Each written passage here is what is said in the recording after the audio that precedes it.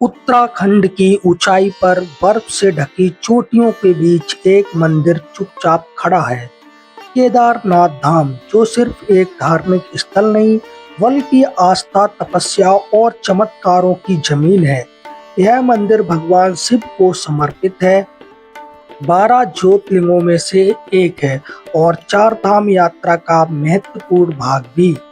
हर साल लाखों श्रद्धालु कठिन पहाड़ी रास्तों को पार करके बाबा केदार के दर्शन करते हैं।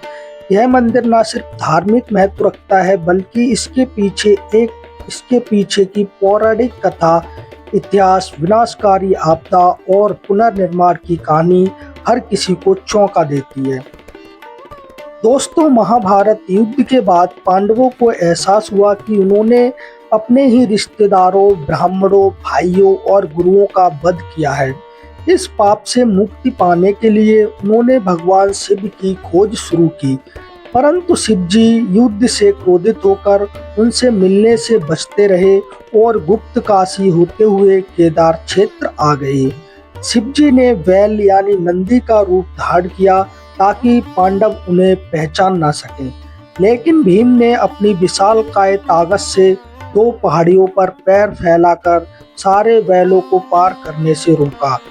तभी शिव जी ने धरती में समाने की कोशिश की, लेकिन भीम ने उनका कुबड़ पकड़ लिया।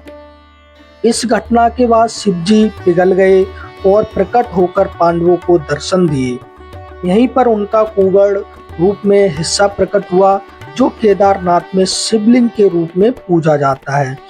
कहते हैं शिव जी के शरीर के बाकी हिस्से जैसे भुजाएं, मुख, जटा आदि पंच केदार के अन्य मंदिरों में प्रकट हुए।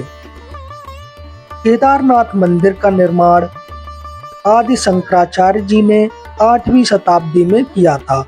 मंदिर की बनावट विशुद्ध हिमालयी वास्तुशैली में है। यह बिना सीमेंट या चूने के विशाल पत्थरों से बना है। यह मंदिर 11,755 फीट की ऊंचाई पर स्थित है और बर्फबारी, बारिश और समय की मार के बावजूद यह आज भी खड़ा है। मंदिर के गर्भगृह में एक त्रिकोणाकार शिवलिंग स्थित है, जो अन्य ज्योतिर्लिंगों से अलग है। यह शिवलिंग पीठ रूप में पूजनीय है, यानी भगवान शिव के पृष्ठभाग की पूजा होती है। केदारनाथ सिर्फ एक मंदिर नहीं बल्कि वह भूमि है जहां पांडवों ने अपने पापों का प्रायश्चित किया। महाभारत के युद्ध के बाद उन्होंने हिमालय की कठिन चढ़ाई की और यहाँ कई वर्षों तक तपस्या की।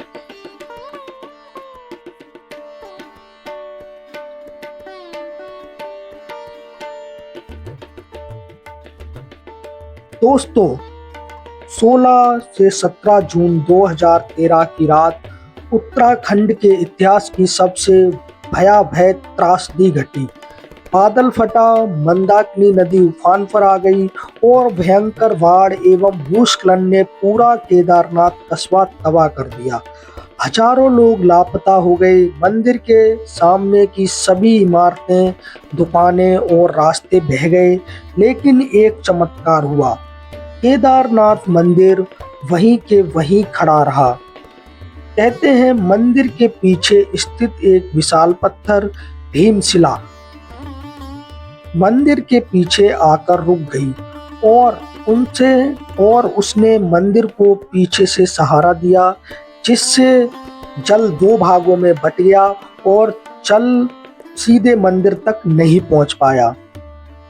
ये घटना आज भी एक चमत्कार मानी जाती है और लोगों की श्रद्धा को और मजबूत करती है।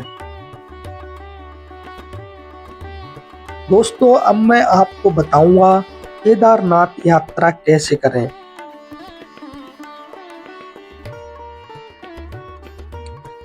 चलिए दोस्तों, अब मैं आपको बताता हूं कि आप केदारनाथ कैसे पहुंच सकते हैं। केदारनाथ पहुंचने के लिए आपको आना पड़ेगा हरिद्वार।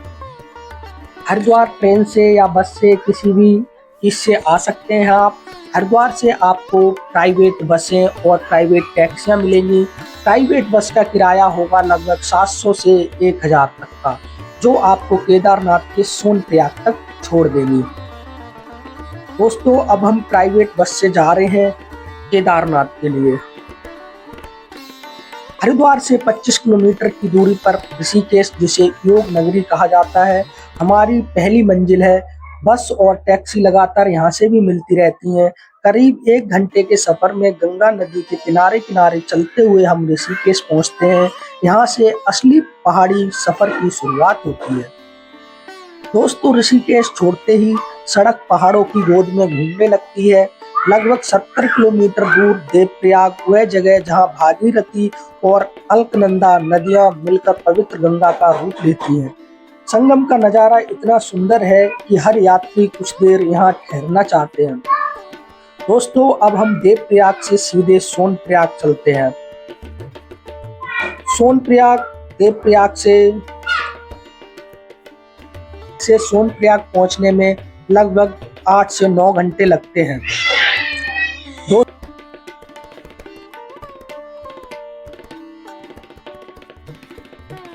दोस्तों अब हम देवप्रयाग से गुप्तकाशी पहुंच गए हैं। गुप्तकाशी से लगभग 30 किलोमीटर बाद हम सोनप्रयाग पहुंचते हैं। यह 1800 मीटर की ऊंचाई पर बसा एक छोटा सा लेकिन बेहद महत्वपूर्ण स्थान है। यहाँ मंदाकिनी और सोनगंगा नदियों का संगम है। सोनप्रयाग से आगे प्राइवेट गाड़ियों की अनुमति नहीं है, इसलिए यहीं पर टैक्सी बदलनी पड़ती है। दोस्तों अब हम पहुंच चुके हैं सोनप्रयाग। सोनप्रयाग अगर आपने यात्री रजिस्ट्रेशन ऑनलाइन नहीं करवाए हैं तो आप यहाँ पे ऑफलाइन अपनी रजिस्ट्रेशन करवा सकते हैं। अब सोनप्रयाग से 5 किलोमीटर दूर गौरीकुंड है, जहाँ से केदारनाथ की 16 किलोमीटर की पैदल यात्रा शुरू होती है।